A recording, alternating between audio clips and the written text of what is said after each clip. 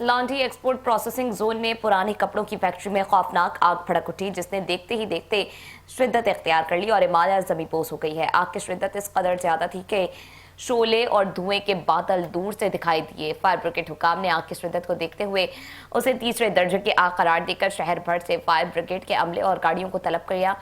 आग पर काबू पाने के लिए बिल्डोजर्स की मदद से दीवारों को भी तोड़ा गया है और रास्ता बनाया गया। ताहम आग इतनी शदीद थी कि फैक्ट्री की पूरी इमारत ही ज़मींपोश हो गई। फायर ब्रिगेड के अमले ने 8 घंटों की सख्त जद्दोजहद के बाद आग पर काबू पाकर कूलिंग का अमल शुरू कर दिया। आग बुझाने के दौरान मुतअद्दिद फायर फाइटर्स भी जख्मी हुए, जिन्हें फौरी तिब्बी इमदाद के लिए अस्पताल ले जाया गया।